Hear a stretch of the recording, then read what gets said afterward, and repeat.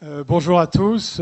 Désolé pour les 6 minutes de retard pour commencer cette conférence.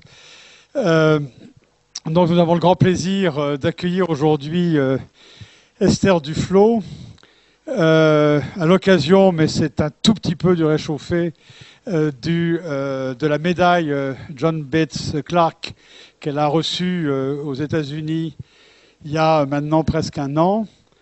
Cette médaille récompense tous les ans l'économiste opérant aux États-Unis de moins de 40 ans le plus prometteur.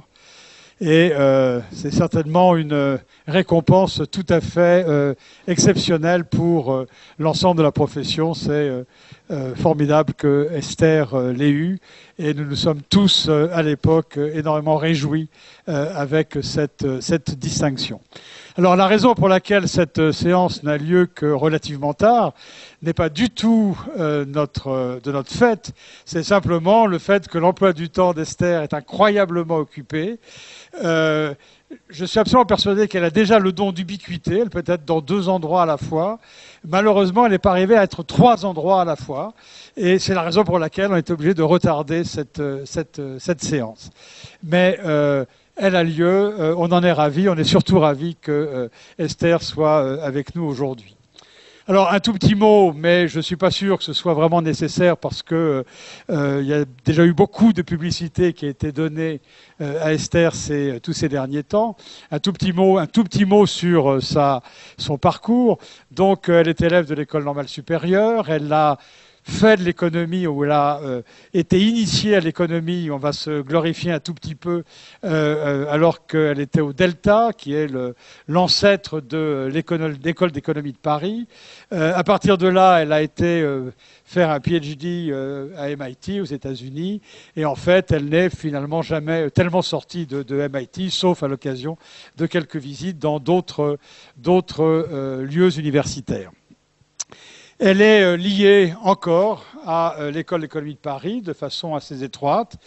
Elle a été parmi l'un des premiers visiteurs de l'école, je crois que c'était en 2007, où elle est restée 6 mois.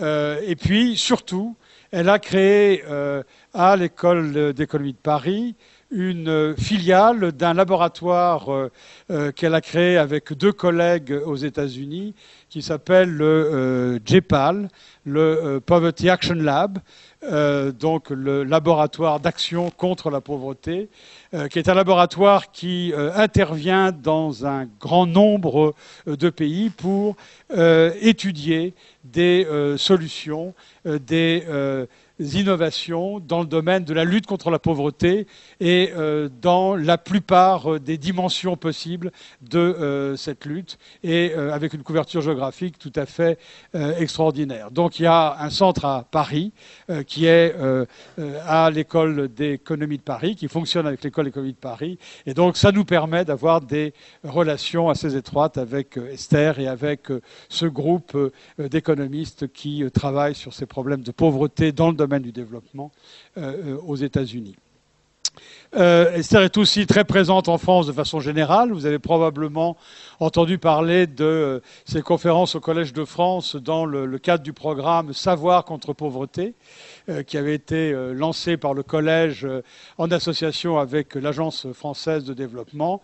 Et vous avez probablement aussi entendu parler des 2 livres, enfin des 2 tomes qu'elle a publiés avec le titre Lutter contre la pauvreté, et qui résume un certain nombre de ses vues et de ses travaux.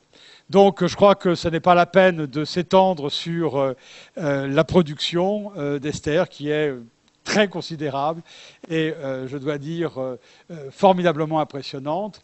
Je crois qu'on peut résumer sa contribution dans le fait qu'elle est véritablement une pionnière dans cette introduction dans le domaine économique et surtout dans le domaine du développement et de la lutte contre la pauvreté dans les pays en développement, de techniques d'expérimentation, donc basées sur des échantillons aléatoires d'agents économiques soumis ou non soumis à un programme particulier. Et grâce à ces expérimentations, il est effectivement possible, avec une assez grande précision, de déterminer quel est l'impact de certaines politiques économiques sur la pauvreté. Et il est évident que la connaissance dans ce domaine-là est la garante d'une certaine efficacité. Et c'est bien ce que l'on cherche dans le domaine du développement, c'est d'avoir des interventions qui soient le plus efficaces possible. Je crois qu'on peut vraiment dire que la contribution d'Esther, de ce point de vue-là, est une contribution majeure. J'ai déjà été beaucoup trop long, je vais m'arrêter là et je vais passer la parole à Esther en la remerciant encore d'être avec nous aujourd'hui.